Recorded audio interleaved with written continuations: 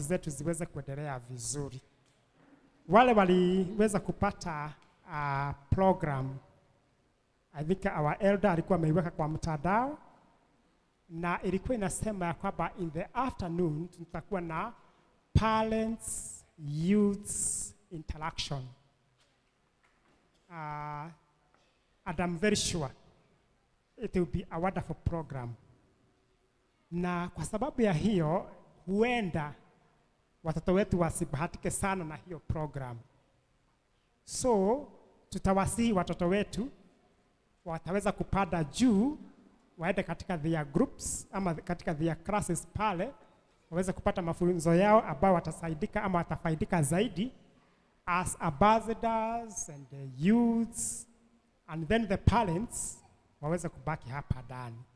So, I think tukifanya hivyo tumekosea watoto, kwa sababu labda hawatasaidika sana na what is going on here. Kwa hivyo tukitaka hiyo program iweze kuwa namna hiyo. Na tunapoenda, ningesi tu watoto wanaweza kusimama, waweze kutoka tu kwa utaratibu pole pole. Kuna maneno nataka kusoma hapa ili tuweze kuendelea na the program ambayo itafuata.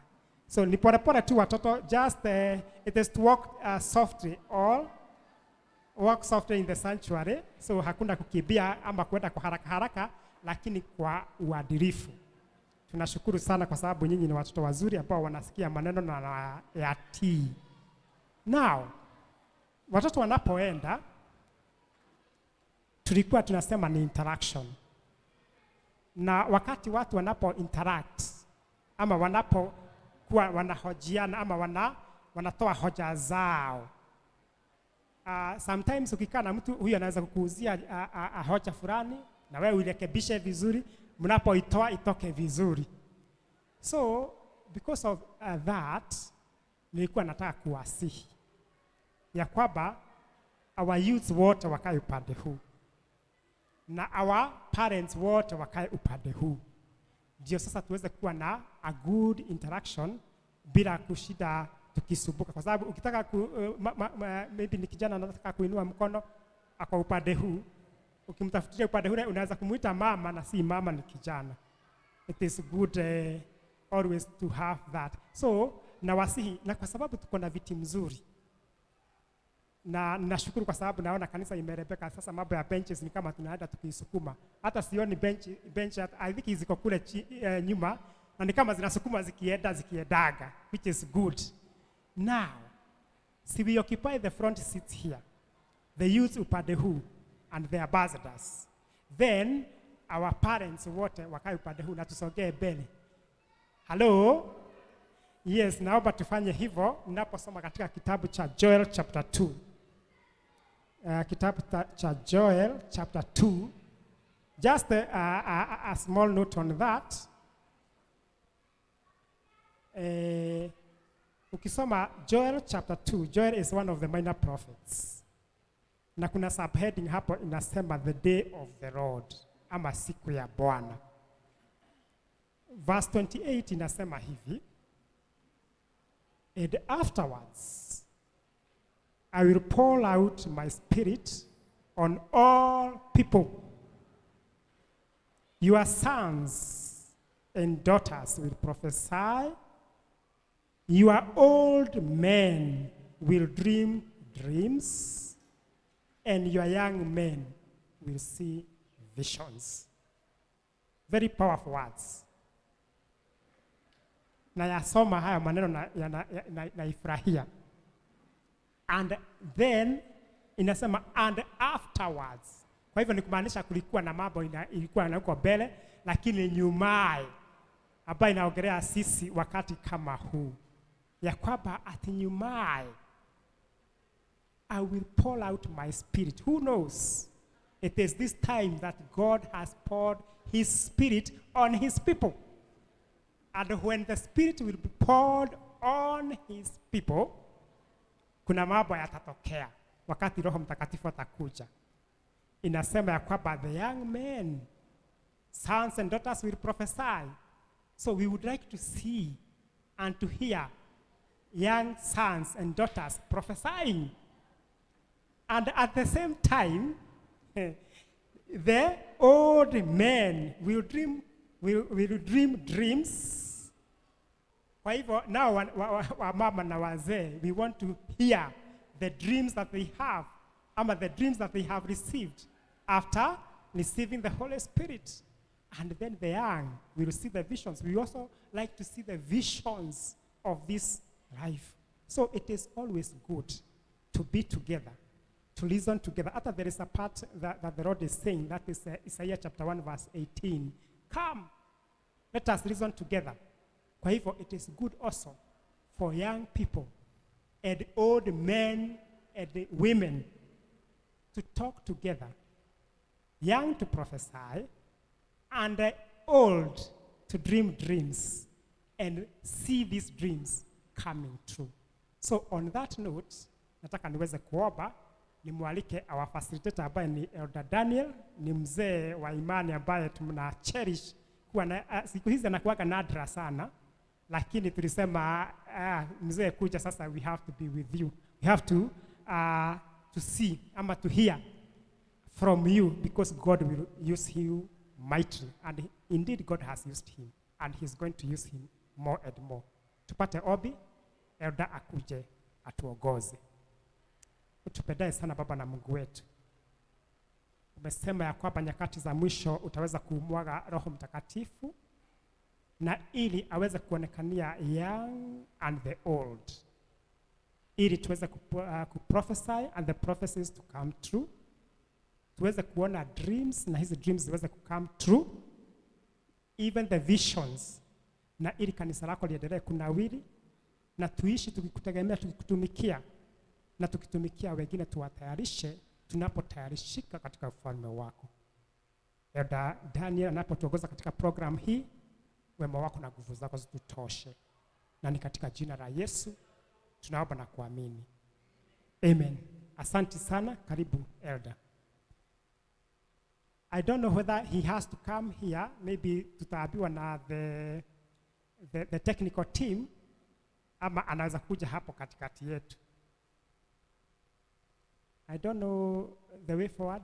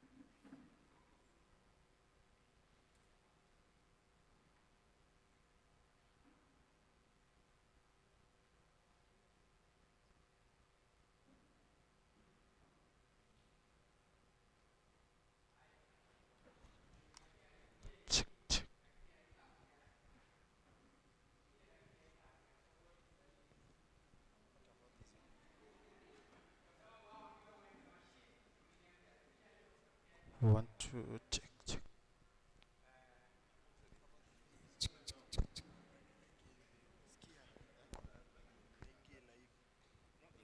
Hatutaki speakers. Tuko live lakini hatutaki speakers. So mjenge tu hiyo atumie lakini hatutatumia speakers. Tunatumia mixer but we're not using a speakers. Just give him the mic.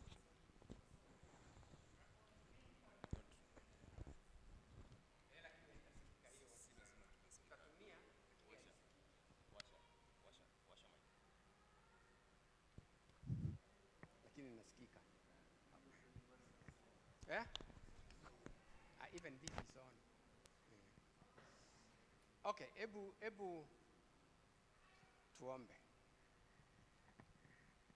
Baba wetu na Mungu wetu uliye juu mbinguni, tunapoanza kipindi hiki kifupi cha wazazi na vijana wetu, Baba wetu tuhekimishe. Umefika wakati ambao ungemimina Roho wako Mtakatifu kwa kila mmoja.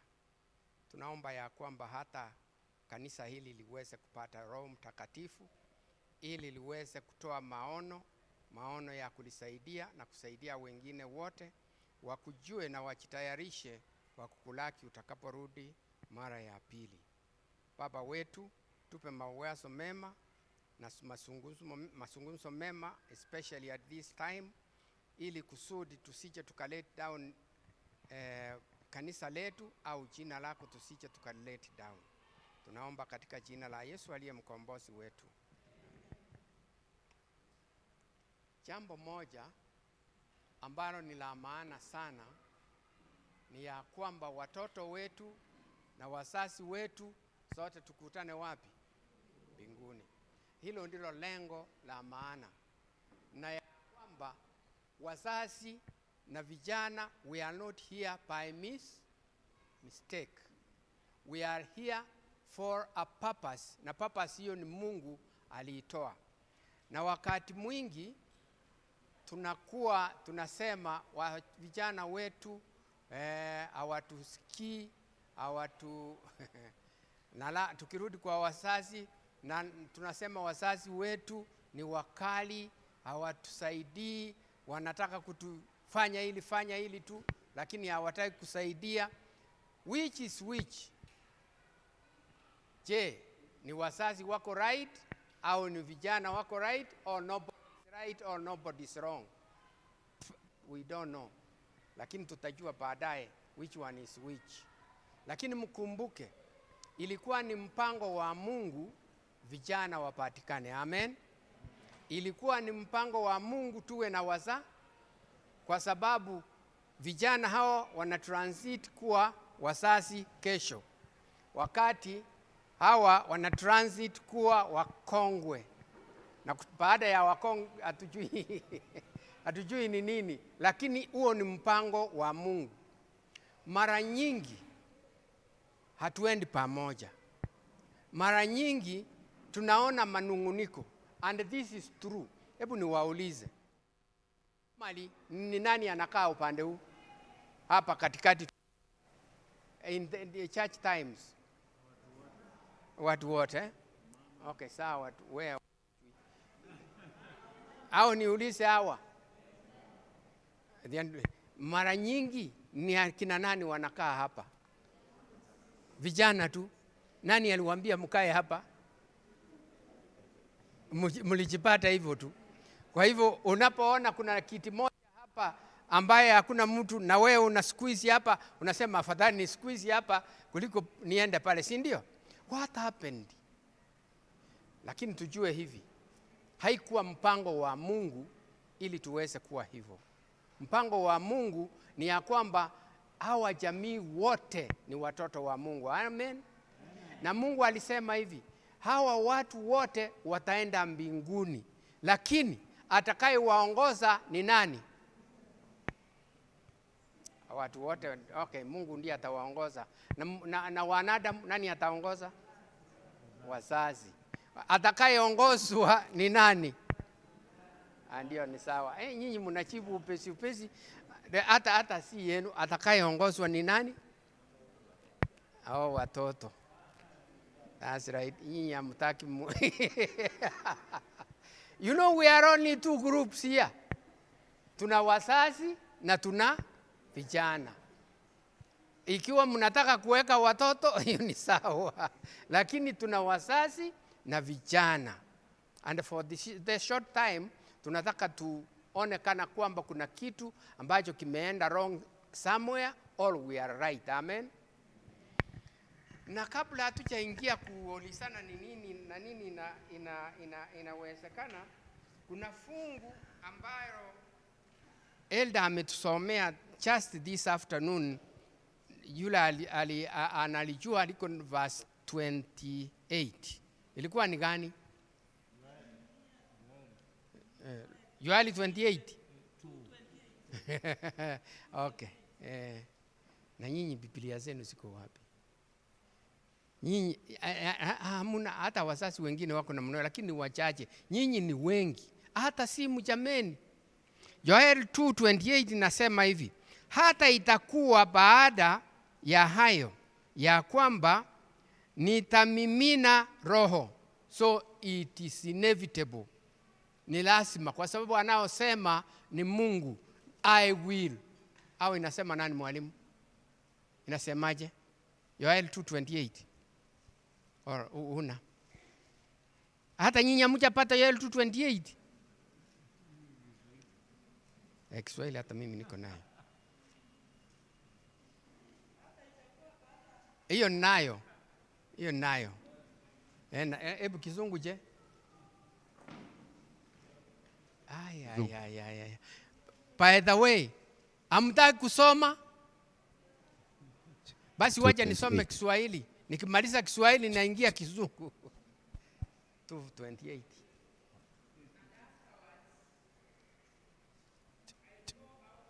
I will pour out my spirit. Sasa hiyo ni condition ama?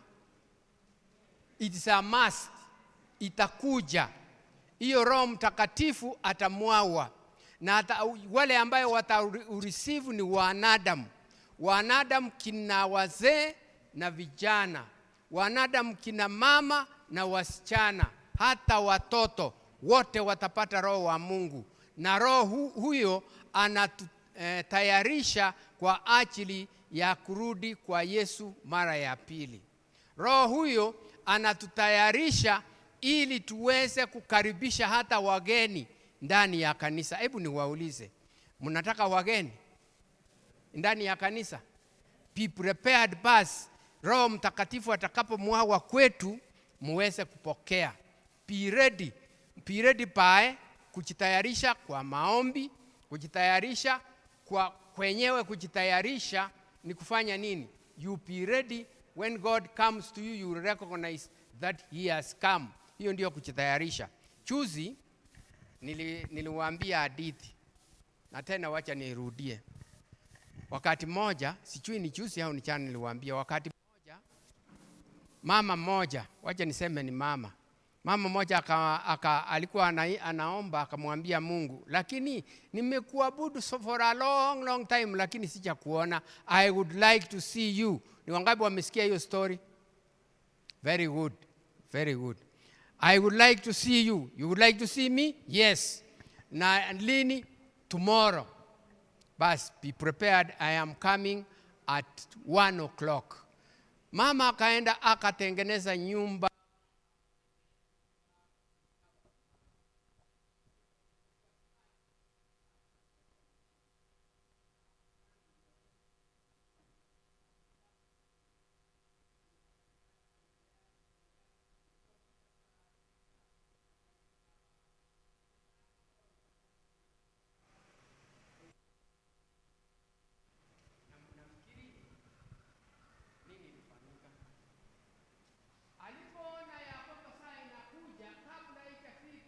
Akaona mtu mmoja sijui kama alikuwa madman au alikuwa dirty au alikuwa namna gani sijui. Akija kutoka pale, mama akaanza kusema, huyu ni nani sasa, na tena anatuharibia sherehe yetu, mahali nimetengeneza na mgeni wa ajabu anakuja. Alafu akamwambia, kaenda kwake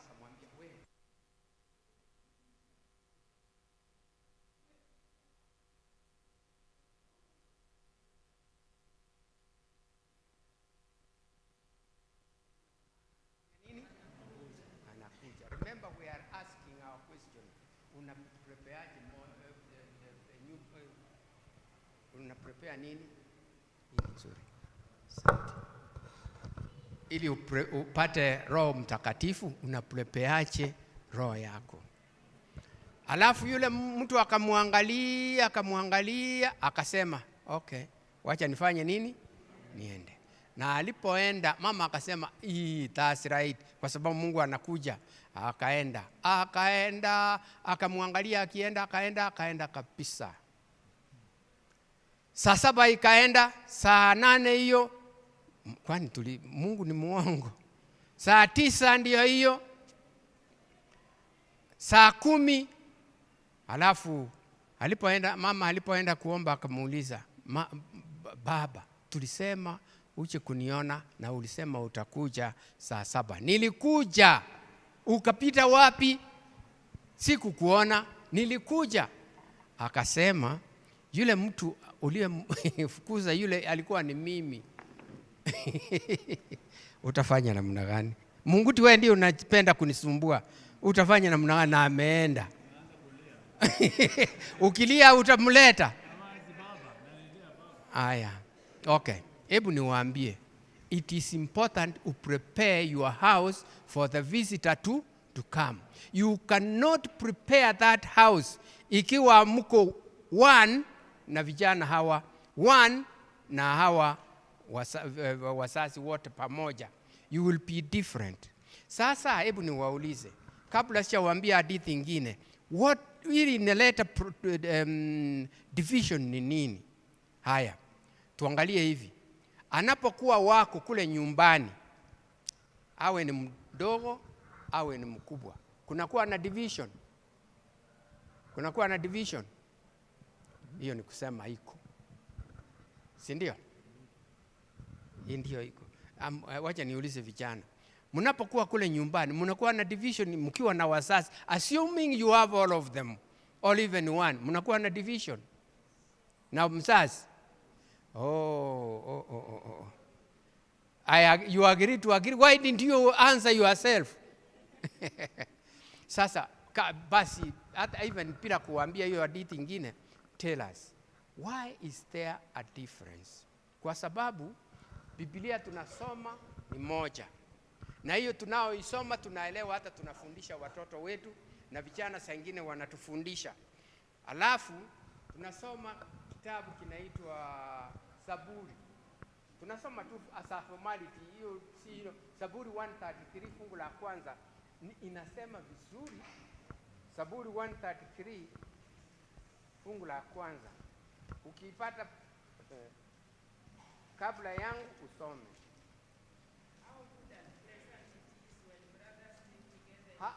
When he talks of brothers, anasema Mugaka na Richard,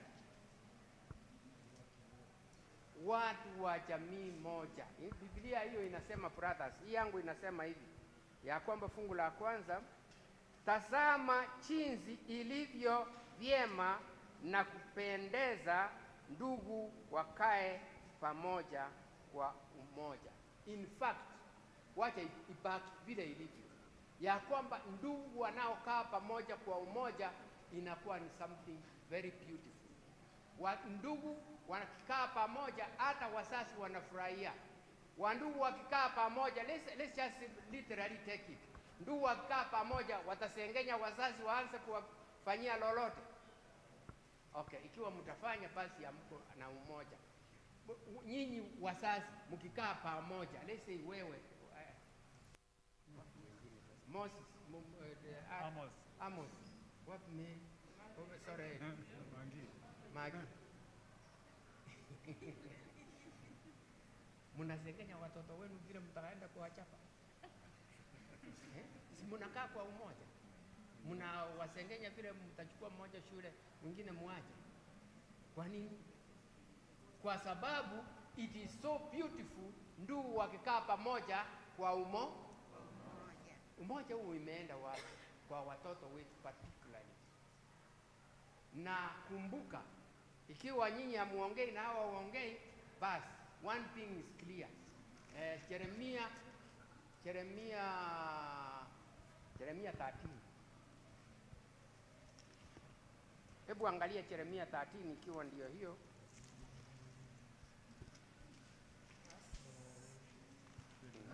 Yeah?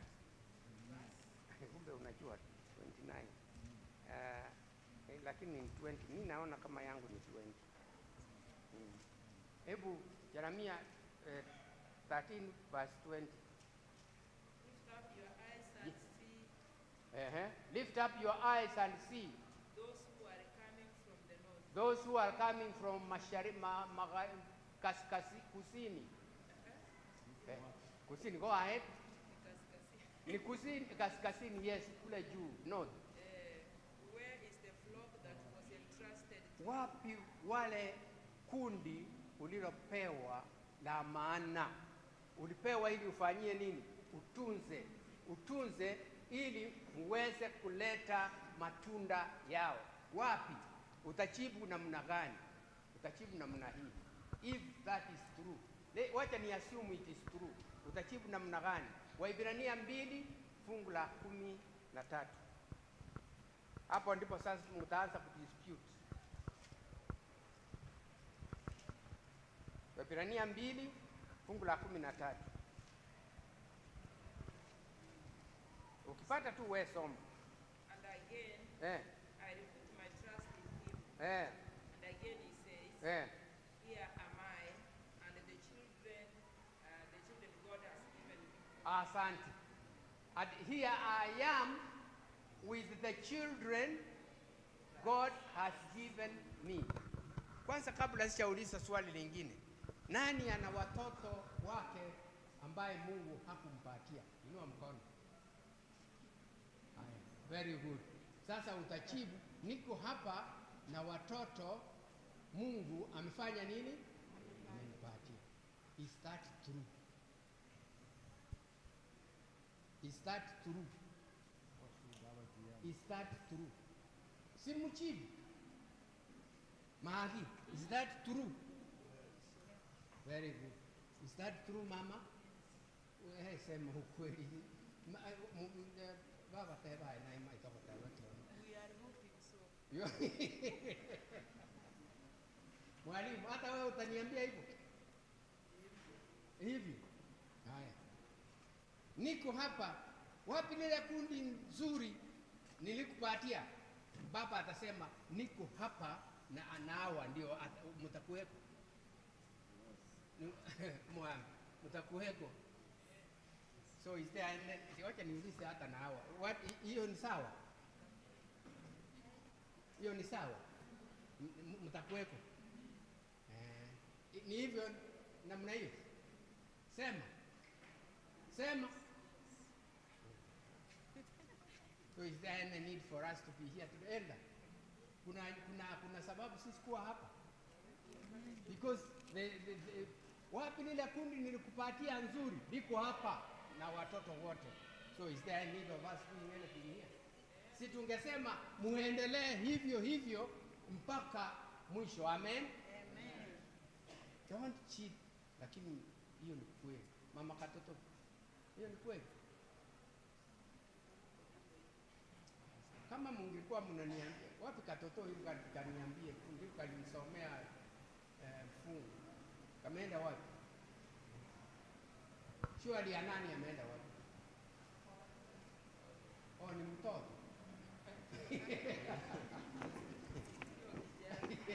Okay. Hebu niwaambie. Anayeficha dhambi zake hasitafanya nini? Sasa mnakaa kuniambia you are straightforward now what? Unapowaambia kuja tuende kanisani, anapokuambia ninunulie kitu hiki, unampatia. Is that true? No. Why did you say yes then? Leta ukweli. Drift inatoka wapi? Drift inatoka mmoja awe very brief, si brave. Atuambie and more yule ambaye wazazi wake maybe are not here. Huyo ndiye atasema ukweli. Lakini anajua kile kinaendelea. Simama utuambie kama daktari. Daktari, simama utuambie. Where is the drift coming from? You know the drift? Yeah. Where does it come from? Happy Sabbath. The drift comes whereby we don't understand each other. Why? Kwanza nani anastahili ku understand each other? Tuambie tu. Like the needs of the young people, some parents, they don't understand. There are some things that the young people seem to be important and urgent. Now wazazi nao wanaiangalia in another perspective. Okay. Like unataka latest Samsung phone, mzazi nao anaona labda alipe fee badala ya hiyo simu. Sasa conflicts of interest. Okay. Like what you value most, mzazi anaona sio hiyo ya maana. Okay. Asante. Hiyo ni kweli. Hiyo ni kweli. Then why do you, kwa nini mnakataa? Na ikiwa hakuna mtu anainua mkono hapa, especially ya yule ambaye hana mtoto hapa lakini anajua problem, lakini mnajua hata wewe ukisema hakuna mtu atakuchua mabaya hapa. So if that is true, why don't you give them? Why don't you give them? Mwalimu, mwambie huyu mwalimu aseme. Speak it aloud, mama.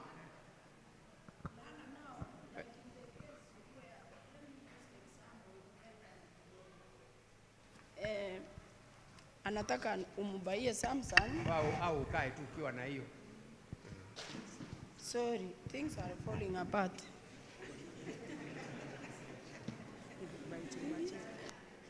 Yeah, maybe what I'm saying is what they will disagree with me. The needs of the youths are not the needs of the parents. Maybe they want that Samsung.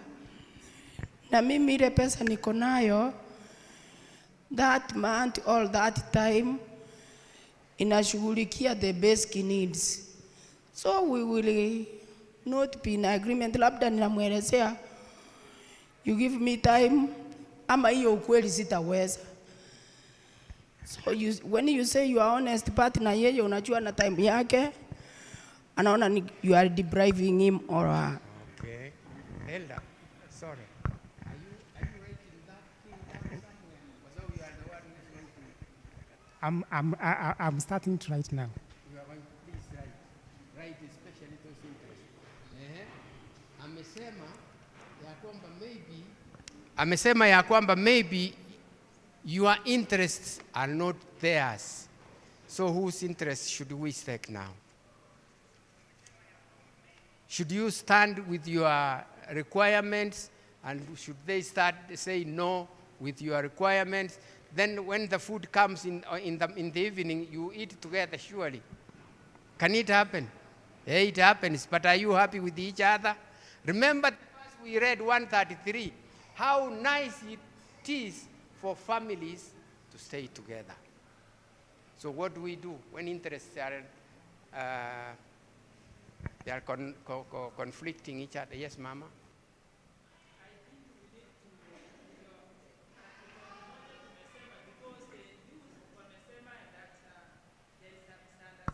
Between them and us. Yes. In that wanaona kitu kizuri mtoto mwingine ako nayo ama youth mwingine ako nayo, they also demand. Wanaona kitu kizuri mtoto mwingine ako nayo. Ama wameiona kwa TV kuwa advertised na wamejua imetokea na ni mzuri, na wanataka kuenda kama vile ulimwengu umefika. Sasa anakuja kuniambia na mimi mapato yangu hayaendanishi na vile ulimwengu umefika. Okay. I prioritize things. Nijue wamekula, wamevaa na wana communicate hata ikiwa watumii ile ya kisasa. Okay. So I think the only thing here, it's using the psalm that you said, Psalm 133. How good is it for brothers to live together in harmony? So in order for this harmony to be there, it's the two of us to sit. Two of you too? To sit. Okay. Tukae, alafu tuseme ya kwamba ni vizuri unahitaji hii. Lakini for now, hiyo unataka haiwezekani kwa sababu ya ABCD. Okay. So we parents, we need to give reasons as to why we have not bought, and they should also be ready to do what? To understand. Okay. Kwa sababu hatuwezi enda vile ulimwengu inaenda, sababu at the end of the day atakuwa na hiyo anataka, lakini alale njaa ama asilipiwe fee ama asipate fare. So the point here ni tukae, mam, unaweza ninunulia hii, umwelezee ni kwa nini, na wao wawe tayari, wasiende vile ulimwengu mkondo unaenda. Okay.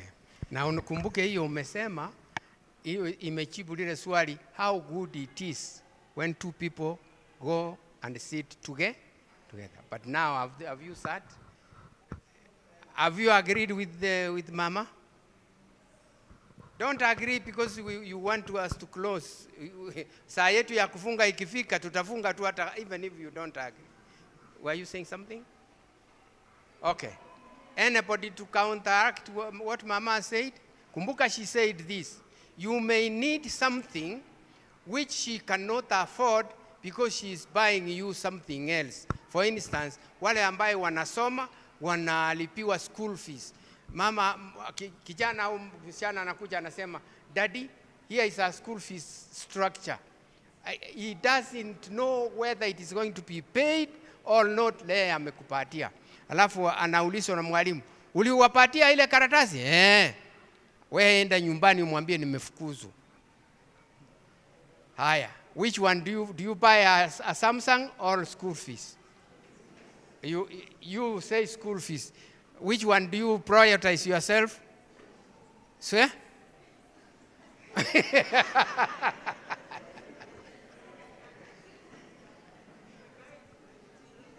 Hebu ngoja. Sauti yako wewe tumia tu.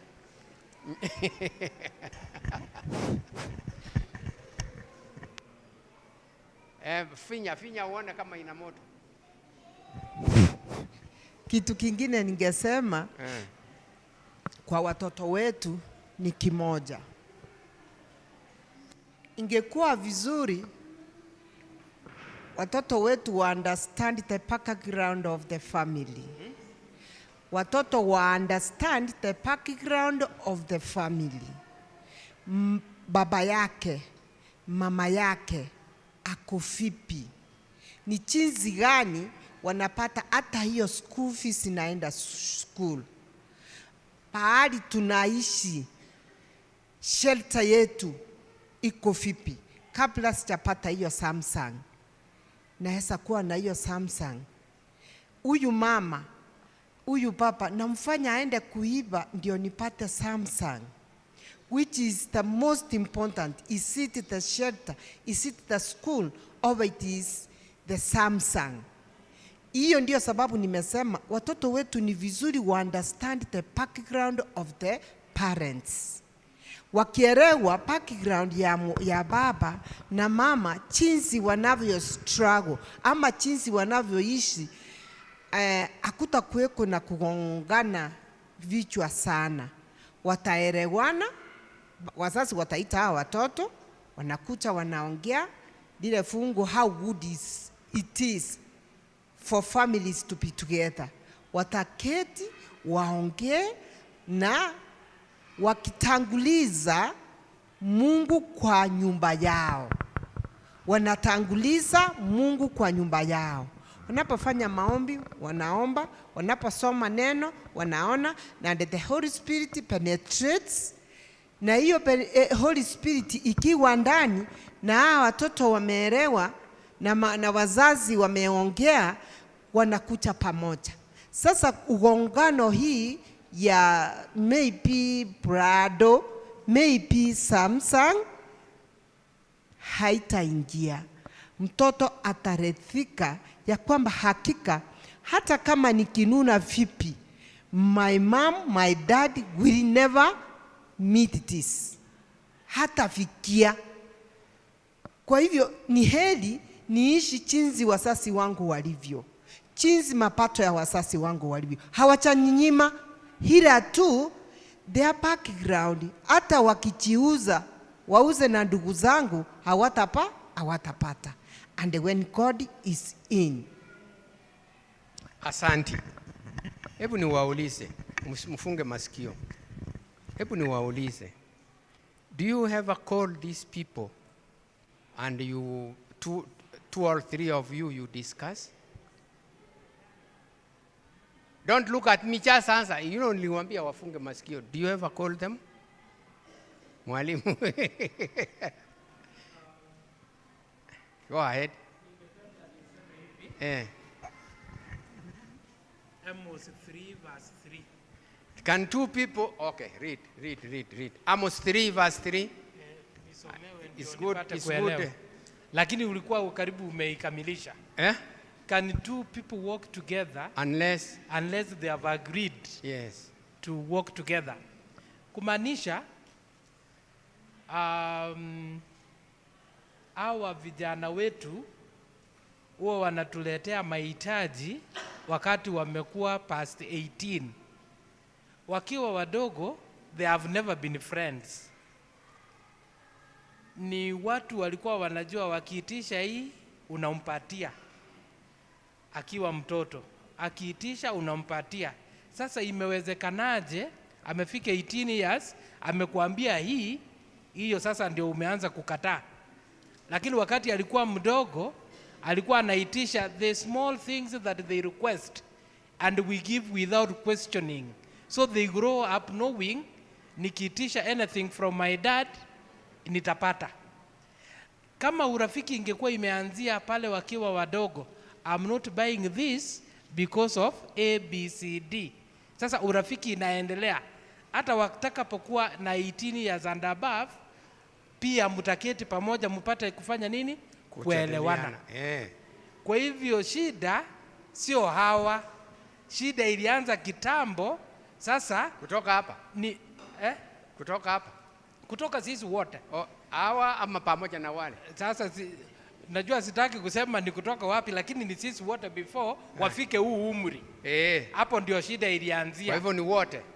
Ni sisi wote. Okay. Sasa yani tunavuna ile ambayo tumekuwa tukipanda. Asante. Yes. Asante mwalimu. Thank you. Then hebu answer kabla sijaongea.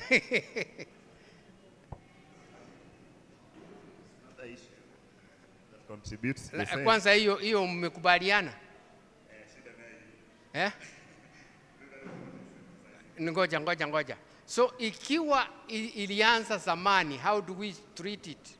Kwa sababu it's a disease. So the only way we can treat it is to come back, everything, put it on a round table number 1. Everything, leta kwao. Na kwa sababu utapata, ungekuja, uone kama utapata. Remember, hii ni siri. Remember, ukiwa above 18, you almost have nothing from here. Almost have nothing from here. Is that so more? Is that so? Ikiwa umekuwa above 18, you need nothing from here. But then you can need. That's why nilisema almost.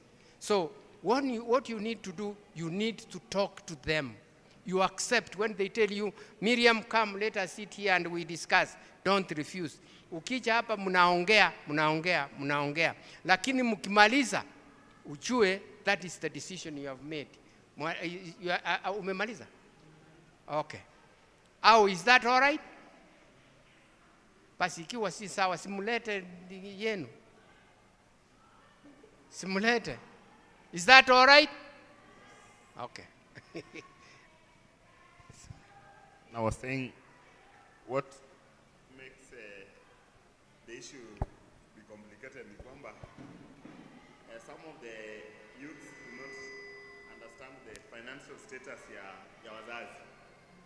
Labda ataomba kitu ukatae, lakini akiinsist sana utampea. Sasa atajua kumbe nikiomba tu hivi sipei, lakini nikiinsist sana that is also a danger.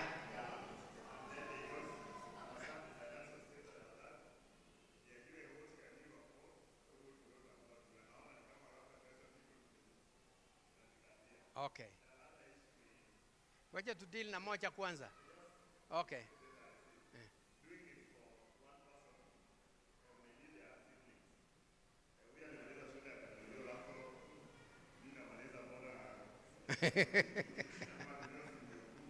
That is dangerous, eh? Okay. Hiyo ni kweli wazazi? Why do you do it then? Wao mnaona mnawafurahisha mnapo wakimaliza shule laptop. Huyu akimaliza shule unamwambia hakuna kitu. Kwa nini? Why do you do that? Don't you think you are dividing yourselves? Eh? So what do we do? Or do we continue? Kumbuka tutakapofanya hivyo, we create enmity between your children and yourselves. But your intention was not to create enmity. Hata ulikuwa na furaha unapomnunulia, lakini sasa mwingine naye amefanya nini? I also passed. Give me my present. Sasa unaanza kukumbuka umechimbia kaburi. What do you do? Unaingia elder.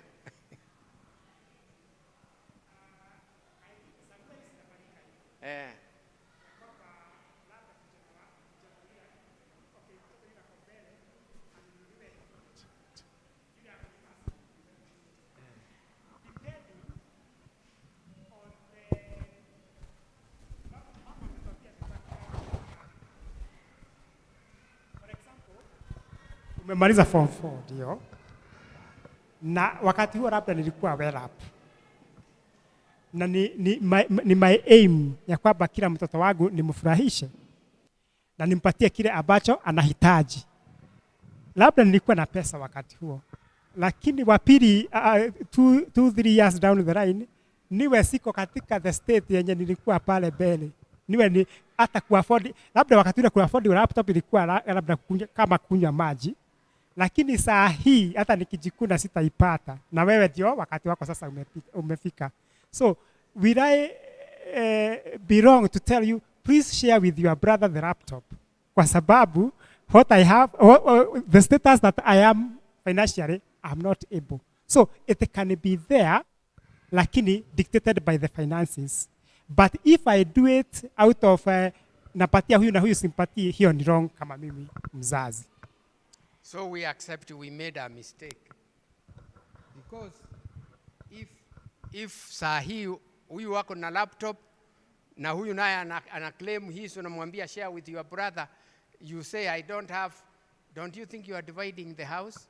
So what I think we should do, look for a solution of the two. Let us not create a drift ourselves which we know can be permanent. Remember, these people don't forget quickly. Na atakuja ukumbusha usiku moja, si ulikataa kununulia laptop and you did not refuse. You didn't have. So actually what it means is that we should always to discuss together. We should always have a round table where we can discuss issues. We cannot divide our house and we start blaming the children, and the children be ready. Msiweke hao watu kwa mtego. Maybe wakati uliponunuliwa laptop, mimi nilikuwa manager wa bank. So at that time a laptop was nothing. You say I want a laptop, here it is. Wakati wewe umekuja I want the same laptop, hata kazi ilikwisha miaka ile yote, I don't even have food. Alafu msee anakuambia please I don't have, una point here. Are you right? Si wewe unajua utakataa. Are you right? Yeah? Unaweka tu ya kwamba si fulani anunua laptop, yes, wacha na mimi nifanye bidii. Unafanya bidii mpaka unafika, alafu unamwambia mzazi, where is mine? And you know very well he cannot get it. Lakini unaenda na si ulinunulia fulani na mimi je? So partly we are to be mistaken. Partly we are to blame. Lakini partly also you have to understand the condition then. Kwa sababu ikiwa huyu alinunuliwa kwa sababu it was there, would you also like to have it when it is not there? Ikiwa hii ndio sababu wengine wanachitupa moto kwa maji, kwa sababu they don't understand that what was given to fulani was given because it was there. Na sasa unapouliza inakosa, unaanza kumgombanisha. Hata huyu aweza kujitupa kwa maji, and say, oh, I made a mistake, my children don't understand. So what do I do? Hebu leta watoto wetu wote pamoja, discuss, and then you know which is the way forward. And please remember this, that cases of drift between children and parents are becoming so common, and the result of it is either parents or children or both wanajiweka nini? Kitanzi, wanajiua. Because and I realize I've made a mistake, I cannot reverse it. Na mtoto anaendelea kusema, please, please, please, give me what I deserve. In case you have made such a mistake to your children, you need to reverse it. Not necessarily kwenda kumunyang'anya ile laptop. For instance, you need to bring your children together, let them understand your situation, and tell them that right now I depend on somebody like you depended on me, but now I don't have. Ama namna gani?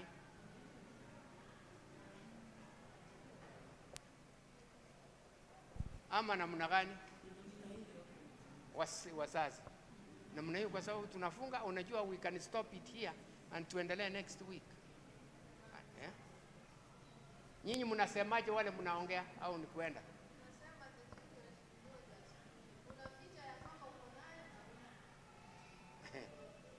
Lakini lazima first of all waonyeshe situation yako. Msije tukablame hao watu when actually they may not be to blame. Ile ya pili ilikuwa namna gani?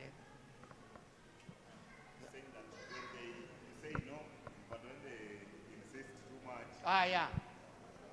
Why should you say no, and when he insists, it comes? So it means you are cheating, isn't it? Hata hiyo nayo sema. Nyinyi mna advocate hapa na nyinyi sema pia. When he insists, surely, why does he insist and you give? When it is not there. Unachiweka kwa madeni, na unachiweka kwa madeni, mwishowe you are blame. So open yourself to your children, open yourselves to your parents. When you have been told it is like this, please accept, don't insist, give me, kwa sababu utamfanya aonekane muongo. Any question? Yes. Why do we say no and eventually that no? Can she use my machine? Oh.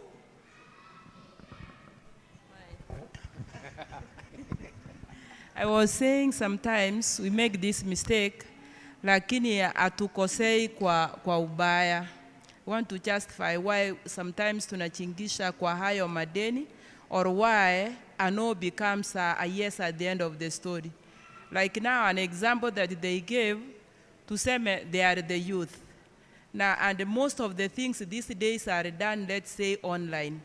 They need these smartphones or they need the laptops.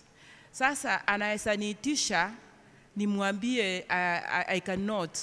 But going to weigh things, unaona ya kwamba huyu mtoto anafanya nini? Anahitaji. So nitaenda nione kama ni loni nitachukua ama ni mtu nitakopa pesa nimnunulie. So hiyo isiwe ni kizinzio ya kwamba siku ile nilininsist nikapewa. We as parents sometimes we weigh, tunaona hii hata ikiwa anaitisha ni ya maana. So I know in this case turns out to be a yes. So actually what you are saying is that you should discuss with those people what you are doing. Don't just do it privately. Unafikiri ya kwamba he knows. How can he know unless he has been told? Mwambie tafadhali. Na hata nyinyi chiweke open kwa wazazi.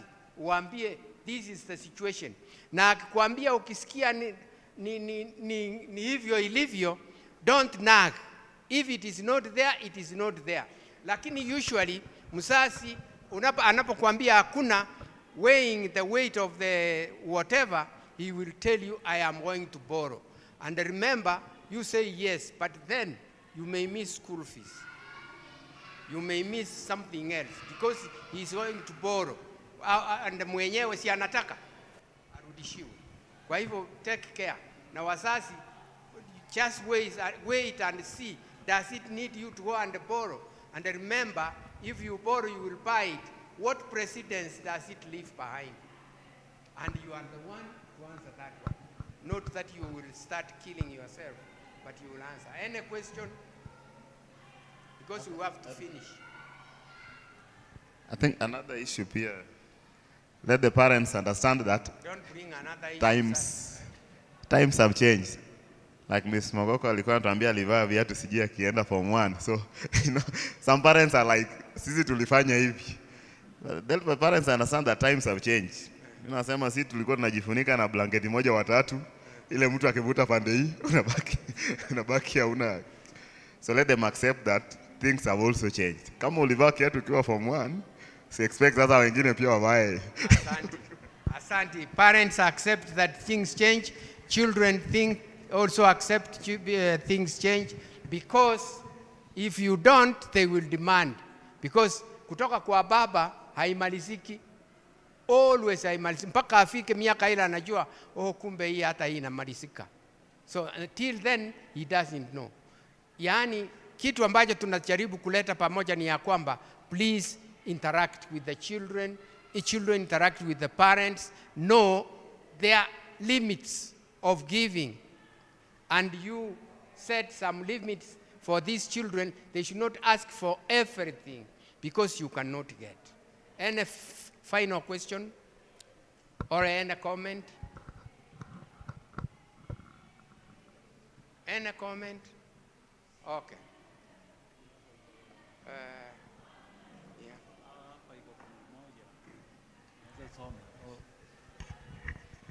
Soma basi. Hapa niko na swali moja ya fungu moja ninasomanga katika Isaya 3. Isaya 3. Kwa nini vijana wanatuonea, wanatukosesha? Na sijaona ingine baba nini tunawakosea. Hapa naona nini katika hiyo Isaya 3:12 kuanzia 12 inasema katika habari za watu wangu, watoto ndio wanaowaonea na wanawake ndio wanaowatawala. Enyi watu wangu, wakuongozao wakukosesha. Sasa hapo sinaona nini, tukiwa katika familia mzee yeye ndiye anaumia hapo, kwa maana ndio wananikosesha hawa nini wote, tukiwa katika familia. Inakuwa namna gani? Kwa maana vijana. Wacha hiyo to discuss later on, kwa sababu everybody is now naona wanasinzia tu. Kila mtu anasinzia. Bring that one next time to Ella or to Macharia. Yes. On what we have been discussing, I think that we can put it to rest. Unai? We can put it solution. Kwa yale ambayo tumekuwa tukidiscuss, mimi nafikiri niko na solution. Wakati the youth are demanding too much from the parents, tunafaa tukue open as parents. Tuambie kwamba this is much I earn. Mnakuja kwa meza nyi wote, then we discuss. Hata payslip tutaweza mletea kwa meza, mwambie this is what I get at the end of the month. So mtoto akiwa na akili timamu hamtasumbuana naye, kwa sababu ashajua mapato yale ambayo unayopata. Asante. Kwanza watoto au vijana mko na akili timamu, si ndio? Haya, unapoambiwa you can reason out if you are on that age, na mzazi asije akakuchukue kama you are being critical, lakini ingekuwa vyema you reason together and come to a consensus. Si ile ya kwamba wewe una insist I don't have, you have. Si unaenda kazini, you have. We reason together in whichever form, and if he doesn't accept, call him yourself now and tell him that this is the situation. That's all right. Sorry. Anything else? Tunataka tufunge. Elder, tunataka tufunge. Na tufunge. Where is Elder Macharia? Okay. Ebu,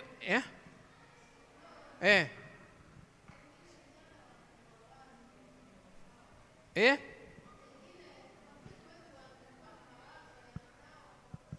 Yeah, this is why any comment? Any comment from our youth? Even if it is negative, bring it, we can push forward. Just want to comment that sometimes parents, they don't give us a reasoning ear. A listening ear? Waya wanaichukua wapi? Na tunawakazia. Wazazi, kwani listening ear ampati watoto wenu? Kwani mnachukua listening ear wapi? Mnawapatia talking tu, lakini hawa mwapatii listening ear. Hebu sikiza, hata wao wanahitaji uwaambie. Nao wakikataa kuassimilate, basi mambo yamekuwa mazito. Elder, you want to say something? What did he say?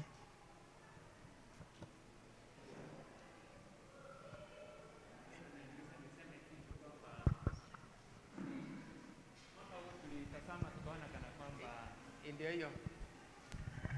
Vijana wetu na wazee na akina mama wachanga na akina mama wakongwe ni kama kuna hatua kati yetu. Ndio tukasema ni kwa nini mwaka huu tusianze na hizi vikundi viwili, waketi pamoja tuone hii mvua ilianza kutunyeshea wapi. Maana hakika hata wewe mwenyewe ukitazama kanisa hili unaona kuna mahali kuna kamwanya kakukati ya akina mama wachanga nao wamekomaa. Hata vijana na wazee ni kana kwamba tuko mbali na tunastahili tuwe karibu, maana vijana hao wako katika kanisa hili ndio viongozi wa siku ya kesho. Ninapotazama ni kwamba kama wengine wetu na sisi tungekuwa mbali, nani angekuwa viongozi katika kanisa hili? Tunaposema neno la Mungu ni kwamba hata katika kanisa hili kuna wakati tunachukua muda wetu mwingi kufundisha na kuelekeza watoto wetu. Ni kwa nini?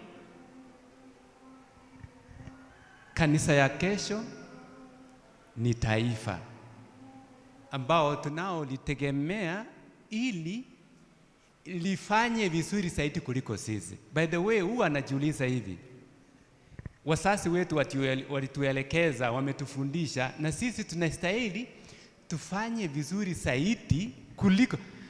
By the way, mimi huwa naambia watoto wangu, well, it's a reality. Mimi nilikanyaga chini nikienda shule. Kwani mimi natarajia kuona watoto wangu wakanyaga chini wakienda shule? And now that is the change. By the way, watoto hao wetu tunatarajia watumie helikopta kufanya shughuli zao. Sisi tumetumia magari sawa, lakini wao watafanya nini? But ni sisi sasa tuwafundishe, tuelekeze, ili wakati wao ukifika uwe as a family of God. Tuko pamoja. Ndio elder tunajaribu kuleta haya majadiliano kati yetu, we canvas. Tuone kama kuna mahali, unajua wakati mwingine tunaweza kuwa tunakosea na kumbe hatujui kwamba kuna mahali tulifanya nini, tulikosea, ili tupate kufanya kurekebisha. Neno la Mungu linapotuelekeza kwamba tufanye uisho na matengenezo, ni kwa nini? Kuna mahali tumeotea, kuna mahali hatujaenenda kadri vile neno la Mungu linatueleza. That's why hata mtu mwingi si kwamba mambo haya hatuyajui. Hata wana wa Israeli si ati ya kwa wako wanajua. Walielewa na walijua kazi ile Mungu aliyowaachia waifanye, lakini walipoisahau ni nini litendeka? Si walipelekwa matekwa na wakasahau hayo yote.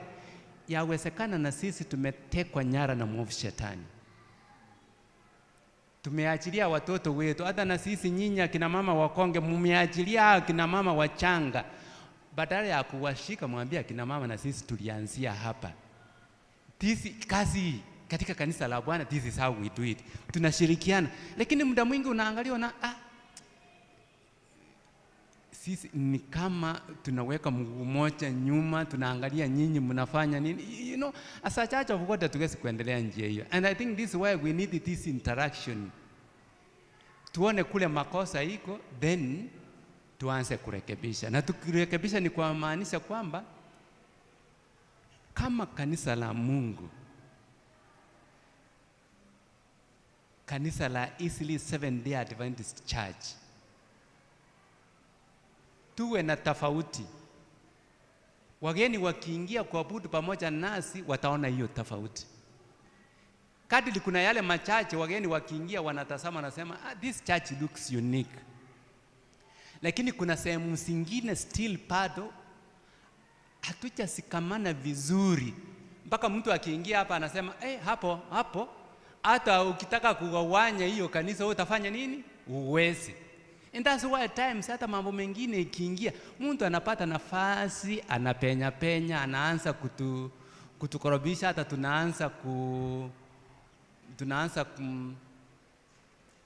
we start to separate, yani kitu kidogo kinaanza kutuseparate, and yet we are a family. Ni kitu ambao tunasema hiyo nuru ndugu uko nayo ama dada uko nayo atuielewe. Si usimamo tueleze sisi hapa tuipate ndio tupate kuandamana na wewe. Tukiona tuandamane tunamwambia sorry, you don't have this platform in this church. Nadhani katika hali hiyo tutakuwa kanisa lile limesimama na umoja tu, tukichenga vijana wetu na akina mama wachanga, ili hao wengine kama saa hii. Nashukuru elder, even when you take this mantle, wakati ule tulikuwa vijana alikuwa anatuambia hapana, ni nyinyi kesho. And you know it downs to be a reality. You reflect the back, unasema ndio maneno yale waliokuwa wakiyazungumza is now what is a reality. The same way also now tunahitaji kufanya kwa vijana wetu na akina mama wala ambao ni wachanga, so that God forbid tukitoka kanisa hili wale watakuweko watasema na viongozi wale walikuweko, kuna kazi nzuri ile msingi mzuri walioiweka, na kanisa hili linatembea likingoja kwa Yesu kurejea kwake mara ya pili, likiwa in assault katika umoja. And that's why this afternoon we needed to have this conversation kati yetu, tuanze kurekebisha. And I think that's why we started akina mama na wazee, so that we create this discussion among us. Tukiona kuna mahali tumekosea, si tunaomba msamaha na tuanze fresh, so that as a church of God, Mungu akitutazama anasema yes, niko na kundi katika kanisa lile ambao linaofanya kazi ile ambao nimeliachia, pia linakaa na umoja. Hata muofu hata umbwa mwitu akija, ninaona kundi hilo litafanya nini? Litasimama. Thank you elder. Asante elder. Na mkumbuke hivi, actually we are aiming at you because you are our leaders. We will not be standing here all years. Nyinyi ndio mtatuongoza. Ikiwa mnatuogopa, mtaongoza nani? Ama mtasimama tu muanze kuongoza hawa? Sinao watasema si mimi, enda ulize elders. Elders ni sisi. Hebu kumbuka kanisa la Mungu ni progressive, si retro. Kama unajua makanisa ya nchi zingine zile za Germany na wherever, unapata kanisa la watu 2,000 wako watu 10, maximum 20, na wanaendelea kuseeka, hakuna watoto. Makanisa ya wasungu by the way hayana watoto. Sasa wakiseeka, wakiona wanaenda kufa wote, wanasema let us move to a very small, we hire a hall for our churches. So what to do? They sell that church. Wanauza tu yeyote anayetaka. Mostly ni club za pombe. Why? Kwa sababu the devil want to show God that he is nothing. We can turn even his house into a restaurant of alcohol. Hebu niwaulize, is that the reason why you are here? Oh, mnanyamaza.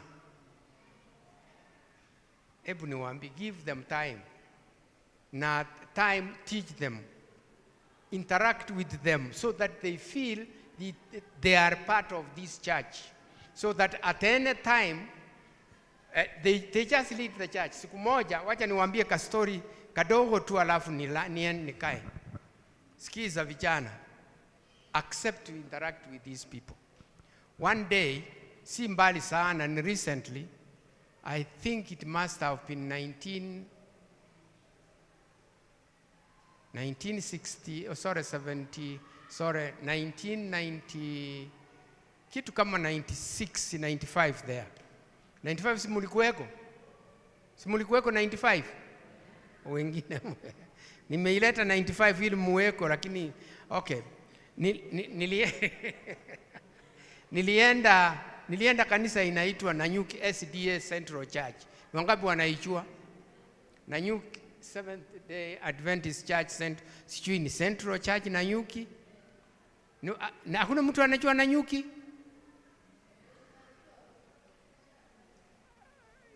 Si nyinyi nilikuwa nauliza. Nilienda Nanyuki Central Church. Alafu nikasimama hapo nje. Nikaingia niabudu. It was my second time, I think second or third time kuingia katika hiyo kanisa. Na bahati mbaya, siku hiyo hakukuwa na elder hata mmoja. Ni siku ya Sabato. Deacon sijui alienda wapi. Mimi sikuwajua. Tutakaa saa 3 ndio hiyo, saa 3:30, na mimi nakaa tu naangalia. Naona hakuna kitu kinaendelea, lakini watu wanaendelea kuja, lakini hakuna elder, hakuna deacon. Alafu nikaona hapa vitu wasiende sawa sawa. Tafadhali mtueleze tu, mtufumilie kidogo tu. Just a few minutes. Kapata vitu wasiendelee sawa sawa. Nikaenda kwa kijana mmoja ninaona. Nikamuuliza, wewe ni wa kanisa hili? Ni mshiriki? Nikajua nimepata agree?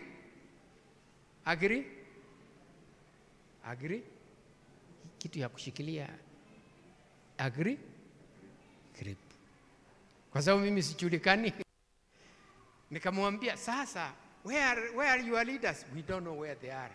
Nikamwambia, no, don't worry. Are there any baptized members here? Akaniambia huyu na yule nikawaita. Na mimi ni mge, hata hawanijui, sijui kama wananijua. Nikamwambia kuja. Tukaenda nje. Mnajua, we are going to ashame the church. Hatuwezi kusema kanisa la Mungu halina watu wa kuliongoza. Tuende nyumbani alafu tuseme kanisa, what happened? Kawaambia, sikiza, mimi ni Elda Mogaka kutoka Isili. Hivi mkitaka kujua, mimi natoka Isili. Lazima ujitambulishe ili kusudi wawe na confidence na nani? Na wewe. Let us do things as if all the elders were here. Unapenda kufanya kazi na mimi? Wakasema ndio. Nikasikia Mungu ni mwema. Elder, I am not cheating, Nikamwambia, nyinyi watatu muongozi Sabbath school. Nani kiongozi? Huyu atakuwa kiongozi, huyu karani na bla bla bla. Tukasema hivyo ndivyo ilivyo. Lakini mkifika njiani mkwame, I will sit near here so that you ask me what is to be done. Wakasema that's right. Wakaenda mbele. Walipoenda mbele na mimi nikabaki hapa vile niliwaambia. Na wakaendelea vizuri. Hakuna mtu alijua ya kwamba kiongozi yaku. Alafu wakamaliza. Nikawauliza, hatuwezi kwenda kwa classes now. It is late. Wacha tu niongoze classes sote pamoja hivi. Meanwhile, tutafute nani atahubiri, nani atafanya matangazo, nani atafanya bla bla. Watu watatu. Si tunakuwa watatu usually. Alafu akaniambia hiyo ni sawa. Nikaendelea kufundisha lesson, nikakatakata ikaisha. Alafu wakaniambia huyu ndiye atakuwa hivi, huyu ndiye, na nikawauliza, je, amepatizwa? Wote wamepatizwa. Why was I asking that question? Simunijibu bwana, au ni mimi tu ninajua? I know. Why was I asking that question? Je, amepatizwa? Wakaniambia ndio. Why did I ask? Yani haya. Hata nyinyi hamjui? Haya. Wacha niche upande huu. Why did I ask that question? Yeah, sawa. Hiyo. Okay. Yes.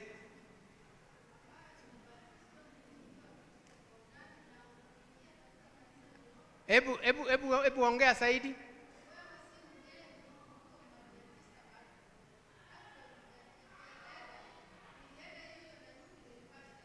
Wewe nyamaza, mimi sikuwa nataka. Why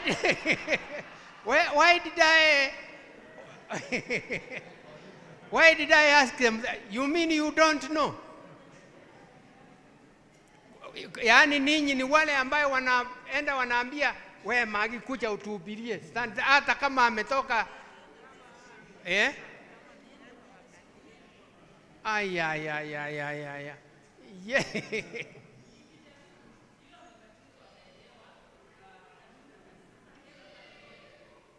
Oh, okay, Mama. Anybody else? Oh. I give you the answer. Why don't you give me? Okay. What have you tried? Mnajua? Nyamaza. Mnajua?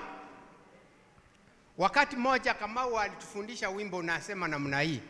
They are watching you. They are watching you. Hearing what you say and marking what you do. Sasa tukichukua mtu ambaye anajulikana huyu ni mlevi aende kutuhubiria, si hii kanisa inamjua? Will they listen to him really? Sasa tutasema nani alikuchagua ukaenda pale? So the only place unajificha first ni mshiriki. Alafu unauliza, maybe he is a leader somewhere. Maybe his credentials si mbaya. Hawa wanakuambia kwa sababu sasa you have interacted with them. Wakaniambia hawa ni wazuri, huyu ndiye atatuhubiria. Tukapanga. Na mimi nawaambia, mimi nitakaa hapa karibu na nyinyi, lakini mkipata problem, fanya nini? Kuja mniulize. Waliendelea, program ikaendelea kama kawaida, mahubiri yakaanza, wakahubiri, kijana akahubiri, akamaliza, alafu, and by the way, most of the people did not realize that there were no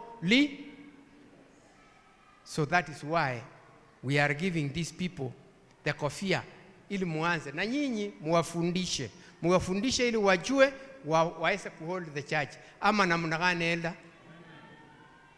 So do you promise you will teach them? Do you promise you will tell them the truth? What will you?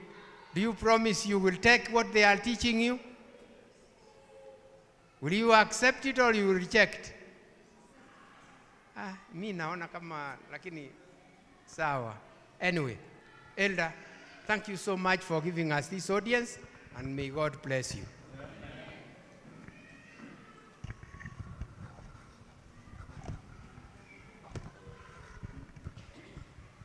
Hamjambo wana wa Mungu.